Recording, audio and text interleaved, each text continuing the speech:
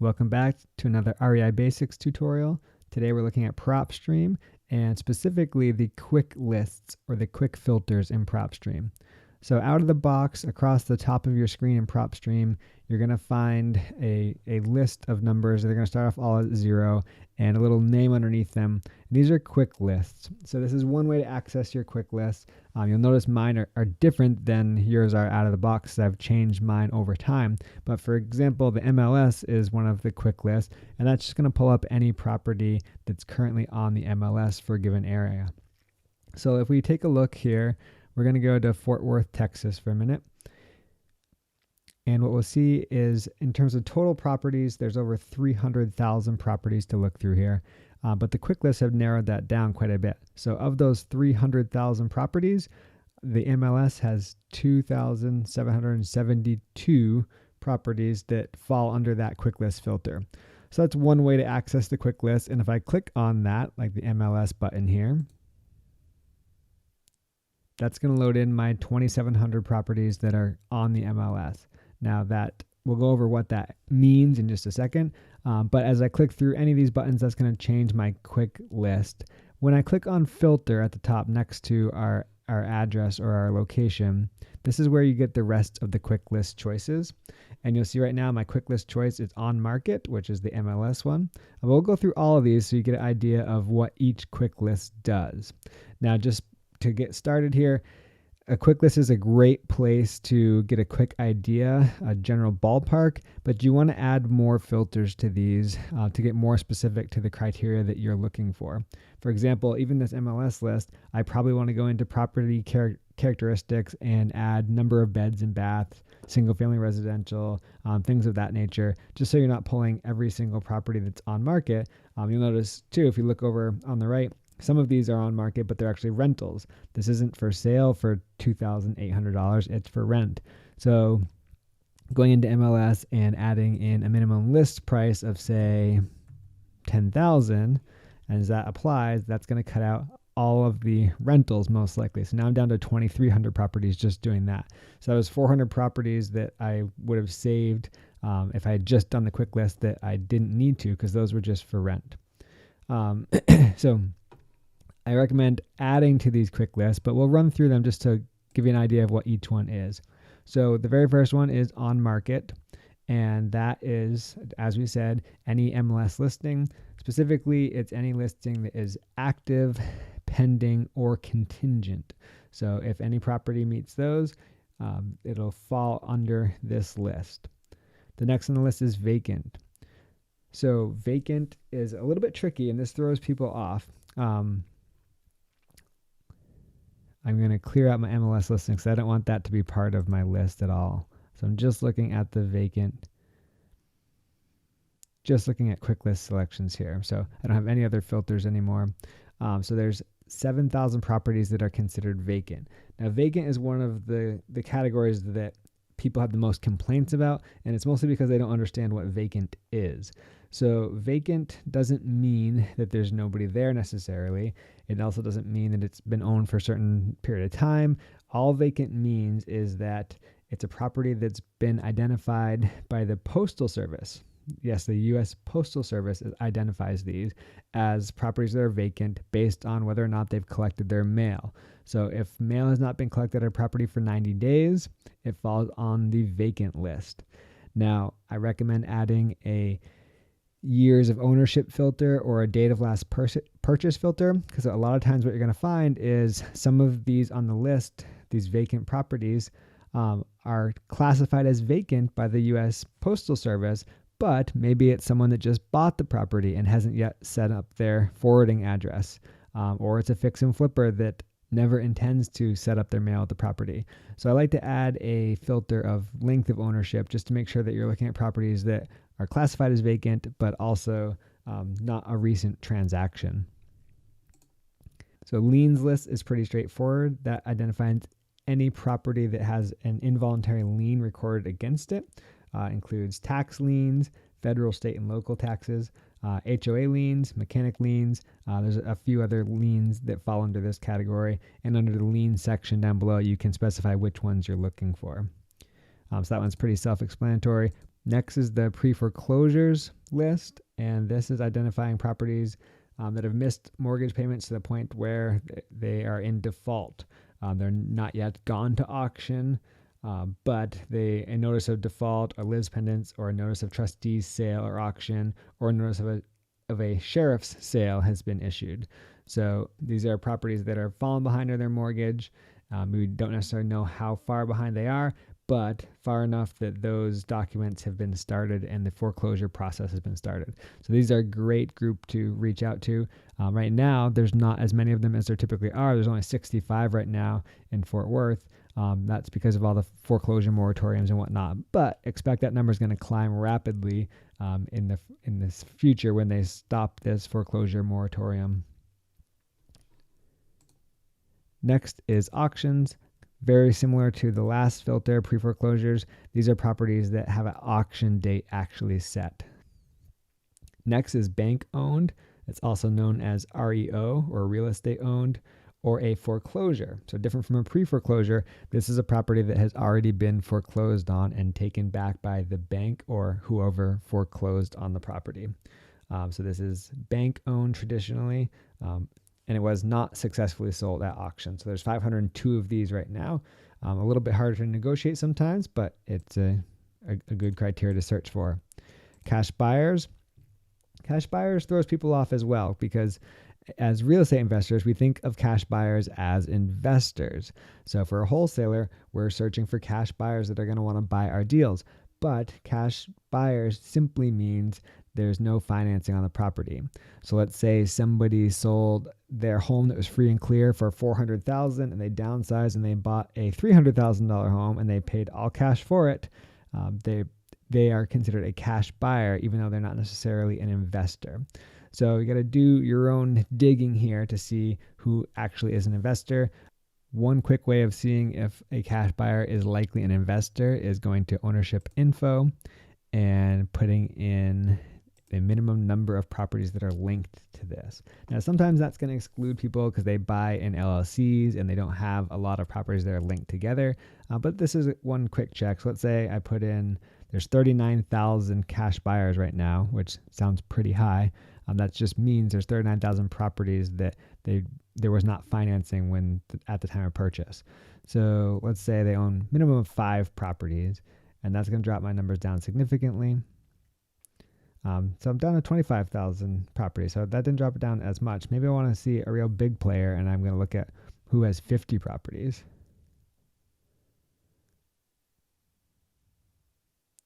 And now I'm down to 9,000 cash buyers that own 50 properties. So if we click on one of these, for example,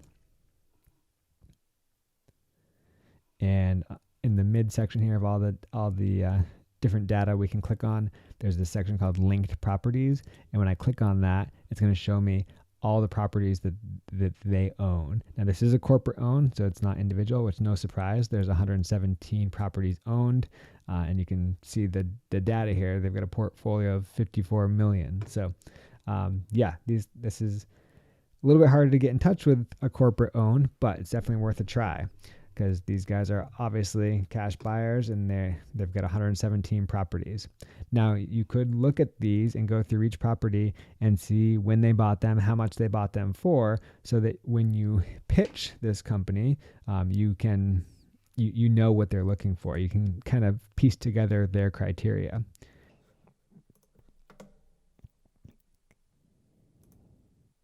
And I'm just going to clear out the 50 owned properties because I don't want that for the rest of my filters.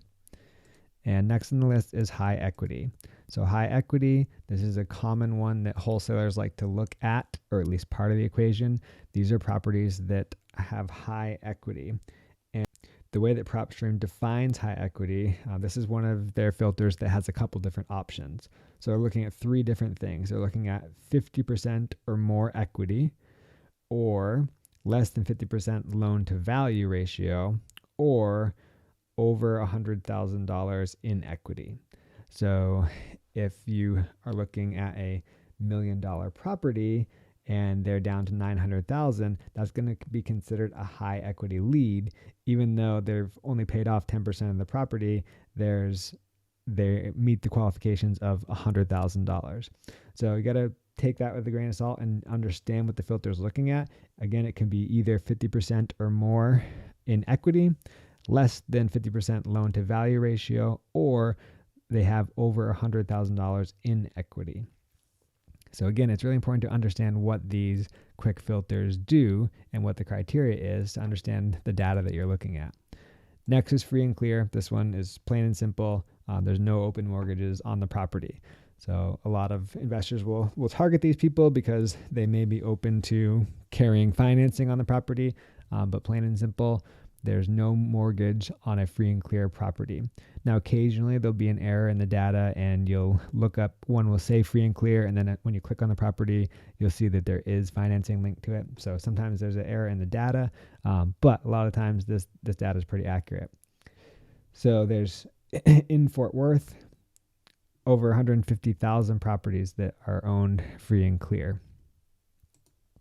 Next is bankruptcy, and this is just that one or more of the owners has filed bankruptcy, and that could be either an active Chapter 7 or a Chapter 13 bankruptcy. And right now there's 651 people in Fort Worth that meet this criteria that have filed either Chapter 7 or Chapter 13, and it shows right in the filters which one it was. And when you click on one, it's going to show you in our data section in the middle, there'll be a tab that says bankruptcy. Sorry for my slow connection right now.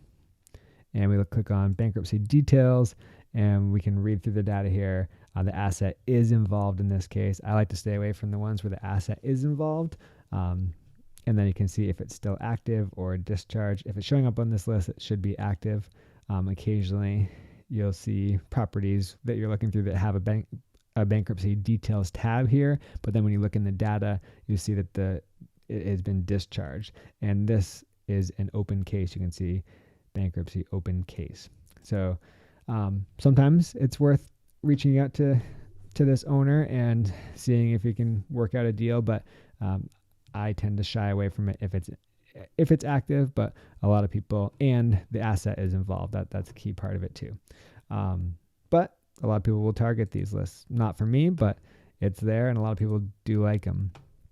So after bankruptcy, we have divorce, and this is simply that there's been a divorce linked to the property, basically, that the owner has been flagged. So a divorce record matches up with the property ownership, essentially.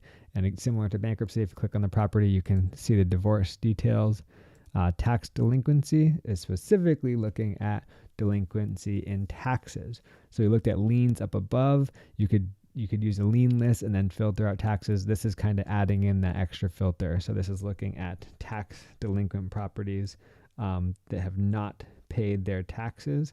Now, the interesting thing of tax delinquency is this data is only provided one time a year. So you don't necessarily know if they're still delinquent on their taxes. One recommendation there is to put in the year that they're delinquent. So if they're delinquent just last year, they may have paid that off. But if they've been delinquent for 2, 3, 4 years, then chances are they haven't paid off that delinquency. So again, this isn't an error of PropStream. This is just the data is only made available by the counties one time per year. They just publish one list, and then that list is not updated. So until you reach out to the property owner, you don't know if they're still delinquent or if they've cleared that delinquency. Next one is a really interesting one. This is flippers. So flippers is not always cash buyers. Sometimes there's financing involved here. But what the flipper is, it's identifying a property that's currently on the MLS that was purchased within the last 24 months. So it's likely a flip. Usually people don't sell within 2 years of purchasing. It can happen. So sometimes you run into just someone whose situation changed and they sold within 2 years. That's actually the type of property I prefer to buy. I like to buy subject to. But with a flipper, it's going to show you a property that's on the MLS that's been purchased within the last 2 years. So for example, let's look at one with a picture here. So this property here, it's actively on the MLS. The length of ownership is 8 months and it's back on the MLS. We can look here and see when the listing started. So it's been on for 32 days.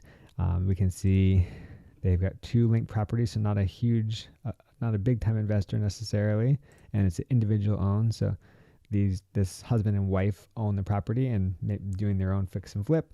And we can go look at the details here of when they purchased. So this was purchased in 2020, and now they've got it back on the market just less than 8 months later. So this could be somebody that needs to sell. They're in a situation where they have to.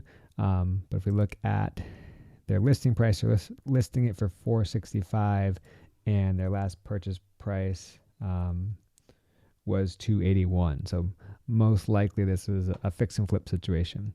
So Flippers is a good list to try to identify your fix and flip sellers. If you're a wholesaler, this Flippers list is gold. So you can look in here just like I did and see how much did they purchase the property for, what did they intend to sell it for. You can see their holding time. There's so much information you can gather here, and that one didn't have a lot of linked properties. Maybe they're just fixing and flipping and not doing any buy and hold, so they don't have a lot of projects going on at the same time, but it's definitely worth reaching out. So when you get a property under contract, you can skip trace this flipper or send them a letter in the mail saying, hey, I've got this property, it meets your criteria, if you want to check it out, hit me up. And it's a great way to reach somebody that's actually buying and flipping properties.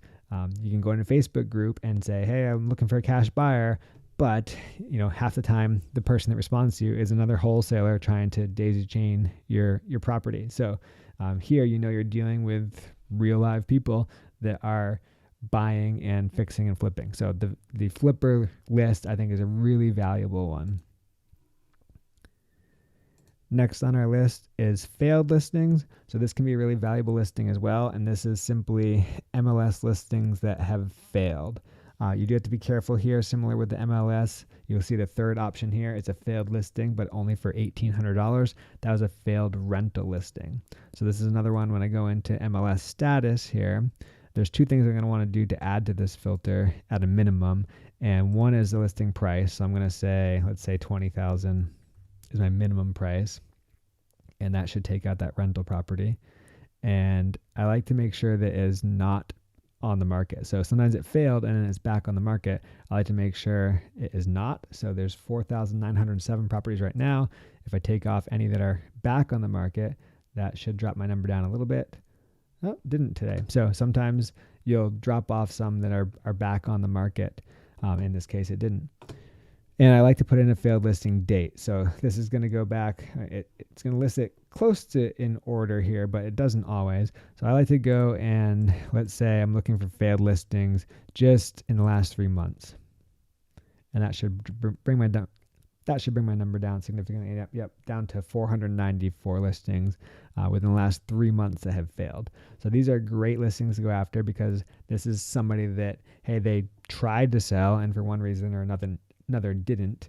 I also like to put in days on market here. So I might put in 45 days on market because sometimes you'll have that seller that just put it on and then took it immediately down because they had second thoughts or some other issue. So that drops it down again. So these are people that tried for a month and a half and at least it didn't sell. Sometimes I'll put on a cap on top to make sure it wasn't on there for an ungodly amount of time, and that cuts it down again. So you can play around with these numbers, but you'll see how adding filters is going to change your results to get more specified to what you're looking for. And let's clear everything out. And after failed listings, we are looking at senior owners. Now, senior owners, this is an interesting one because it's another one of those multi-filters where they're looking at different scenarios. So with the senior owners, as that loads up there, we're looking at 3 different things again. The ownership either exceeds 25 years, so they've owned it 25 years or more. Probably they're an older person if they've owned it 25 years. Or the property owner has a senior tax exemption, or the current owner has an open reverse mortgage. So the last one, I think it could be a little bit of a stretch. You're just looking at somebody that has a reverse mortgage. So it implies that they have owned the property long enough to have paid most of it off and then started a reverse mortgage. So you're going to tend to get older people. Now, you don't know the person's age from any of this data. It's just taking the property data and making an educated guess that they're senior owners based on one of those three criteria. So again, that's exceeds 25 years of ownership, the property has a senior tax exemption, or the current owner has an open reverse mortgage on the property. So vacant land is our next one. And with this one, quite simply, it's just looking at land that is identified by the county tax assessor as vacant land. PropStream then enhances this filter by removing any property from current or past listings that contain any property characteristics. So it's trying to really avoid any of that are incorrectly listed as vacant land by taking out any that had property characteristics at some point.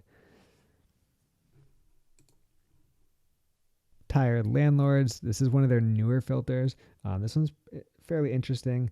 It's simply, this is looking at kind of adding multiple filters to get a more targeted filter. So all this is really doing is looking at non-owner occupied properties. So it's going to likely be a rental. Not always. It could just be a second homer that has a property, a vacation property they don't live in. But this is likely looking at landlords, looking at rentals, and the current owner has owned it for 15 years or more. So this is looking at 15 years or more of ownership. That's the tired part. And the landlord is that the property is non-owner occupied or an absentee owner. Next is zombie properties. And this is another one of those filters that's kind of combining filters. So all a zombie property is taking that list of pre-foreclosures and adding on the vacant filter. So you could do this manually yourself, but the zombie properties is doing that for you. So remember, we had 65 pre-foreclosures before. Of those 65, this is basically saying 6 of those are zombie properties in that they are also flagged as vacant. So these ones are great to go after because we know they're in pre-foreclosure, and the fact that they're not getting mail there, they're most likely kind of given up on the property. Not all the time, but a lot of times they've kind of moved on out of sight, out of mind situation. So the hard part of this is a lot of times they're still going to be listed as owner occupied. So the trouble with that is tracking them down. So sending them a mailer probably isn't going to work very well because they're not getting their mail. That's what the vacant part is telling you. So definitely need to be skip trace. You can try door knocking, but chances are nobody's there. So that can be a pretty powerful one. And that one's really looking at combining multiple filters. So I do an extensive YouTube video on combining filters or stacking filters. And I think that's the best way to run any list. You can start with these quick lists, but check out my other video for stacking filters because that's going to show you how to really narrow down these lists. Instead of having lists of thousands of properties, you're narrowing down to a handful of targeted properties by adding more and more targeting and increasing that likelihood of motivation. So for example, here that zombies properties was stacking filters to bring you down from 65 properties down to 6. Now 65 was probably a big enough number or small enough number to handle anyway, but you'll see the power in this in that other video. So check out that other video. I'll link it here and link it in the description, but check that one out. And then lastly, and kind of exciting, is this new filter. This just came out this week, and this is Pre-Probate, which is basically deceased owners. Now, this one is considered pre-probate because these properties haven't gone through the probate process necessarily. And all it's identifying is one or more of the owners of the property has matched a death record, essentially. It's not going to show you when they died. It's not going to show you, it will show you which of the owners did die, but it won't show you when they died, but can be pretty powerful. And so, for example, this first one, just taking a peek at it, looks like they've owned this property for 26 years. They own it free and clear with estimated equity of $397,000, one owner, and it says here the deceased owner was owner 1. So that's how it's gonna tell you if there's 2 owners. It's gonna say owner 1 or owner 2. Sometimes it'll say both owners if that's the scenario. So this is a property. It looks like it's on the MLS and in 10 days is already pending. So multiple offers received, 285. I wonder why they listed it at 285 and it's, after repair value anyways is looking at close to 400,000. So probably just the family wanted out of this, but you can see the power of this. If you can find these properties before they've hit the MLS, that can be a gold mine. This is a great deal for somebody. They're making $100,000 right off the top here. So, and the family is just likely wanted out of it. So great example of how a pre-probate property can be really profitable, because that was a free and clear property. They didn't care about getting all their equity. They were fine with $300,000 when the house is worth $400,000. I didn't look at the details. It could have had a hole in the roof. Who knows? But yeah, that just shows the power of what a pre-probate lead can look like. So that does it for the quick filters. Again, I really recommend stacking your filters. At a minimum, you want to put in your additional criteria, whether you want single family, whether you are looking for multifamily, whether you're only looking for individual owned, all types of different criteria that you want to put in with these filters. And then when you stack filters, you get even more targeted data. So check out my other video on list stacking and laser targeting your filtering. And if you have any questions, drop them in the comments, and happy hunting.